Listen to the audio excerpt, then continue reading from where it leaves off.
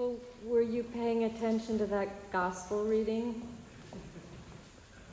It's really hard to proclaim the good news when the good news is bad news.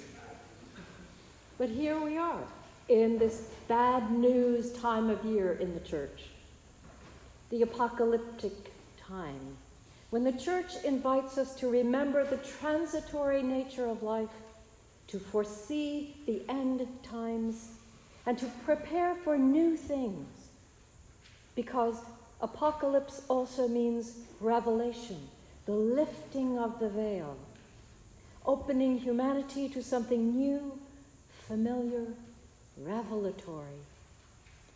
And I suppose the church asks us to contemplate this, to practice watching from the luxury of safe times, so that in apocalyptic times, we may try to remember to look for revelation within destruction. Well, I thought that it might be entirely unnecessary to preach about apocalypse in Eureka, California. Ominous clouds, earthquakes, tidal waves, floods, and of course, fires. Such events not only threaten your doorstep, but apparently your very door. So instead of boring you with the usual ho-hum apocalypse, I'm turning to the temple itself in today's gospel. The temple as pattern, as template for prayer. When some were speaking about the temple, how it was adorned with beautiful stones and gifts dedicated to God, Jesus said, "As for these things that you see, the days will come when not one stone will be left upon another. All will be thrown down." Now imagine that you are there at that moment when Jesus says this. Your friends are admiring the significant additions and adornments Herod has made to the second temple. And maybe you're tempted to throw in your own opinion to impress Jesus. I know I probably would. But maybe you hold back wisely, tongue-tied, because the temple is so deeply rooted within your soul. You can't imagine life without its majesty, comfort, orientation, as a gateway to the Holy One, and as a gathering place, and the center of the world, really. You have visceral memories in childhood of traveling in caravans all the way from Galilee to Jerusalem for festivals, a time away from ordinary worries and work.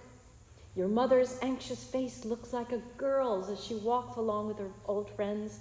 Your stern father laughs with the other men. You are going to where God lives, and the adults give you sweet dates to eat. Inside the temple is a wondrous garden, olive wood and cedar, the bronze pillars carved with pomegranate shapes, golden palm trees and flowers full of jewels studded with them, the lamp in the shape of an almond tree, and luscious fabrics, and the veil you see even in your dreams, and just behind the veil, the Holy One.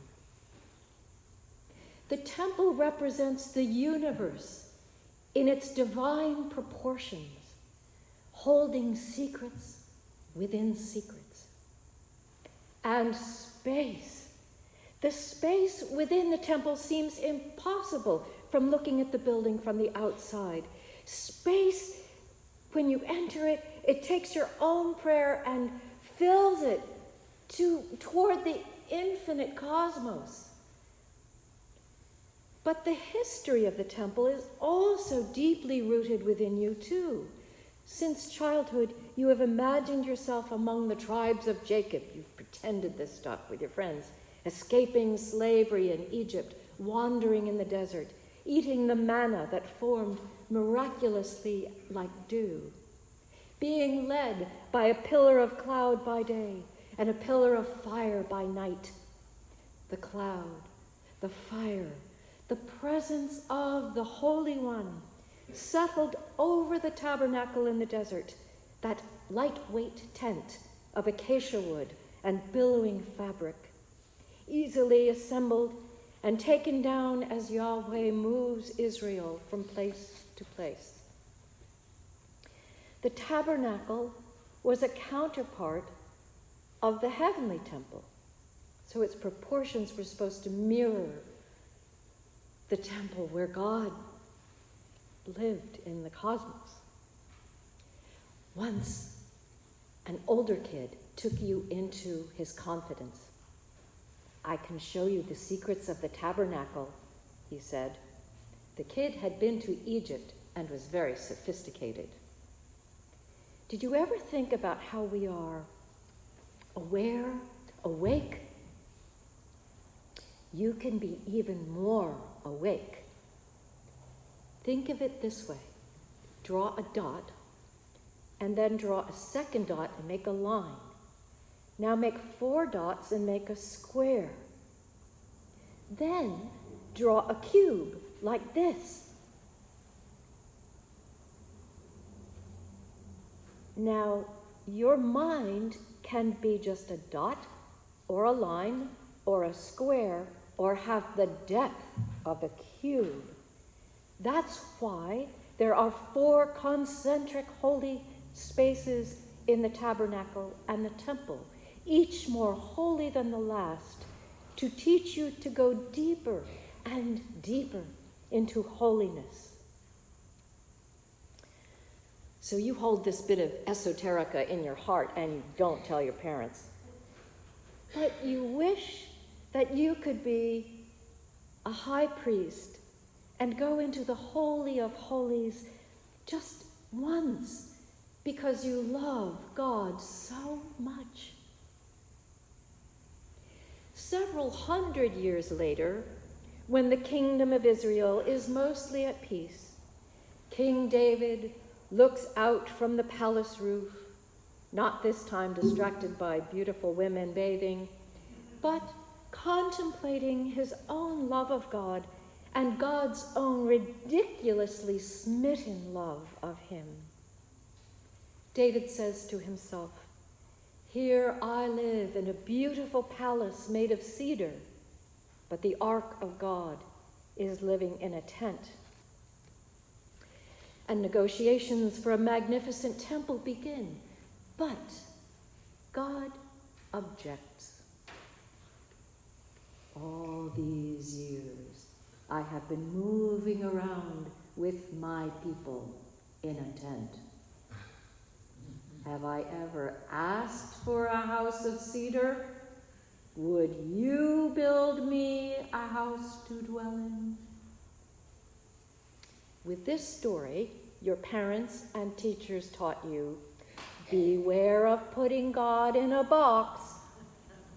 And then maybe when you're about 12 years old or so, you asked, "Well, if God doesn't want to live in a box, why do we have the temple?" And the adult said, "Don't ask stupid questions." And you sulked. But it always kind of bothered you. David's sagacious son, Solomon, built the most gorgeous temple imaginable, and it lasted for over 400 years until Nebuchadnezzar destroyed it. But it was rebuilt, to make a long story very short, and now it's 500 years after that. And here you are today, admiring the temple with Jesus and your friends. The temple has shaped your prayer and everything you know about God. Yeah, the temple staff colludes with the Romans, but God dwells in the Holy of Holies in spite of them. And you long more than any other longing that you have to dwell as close to God as possible. And then Jesus says, "For these things that you see, the days will come when not one stone will be left upon another. All will be thrown down." How do you feel when Jesus says that?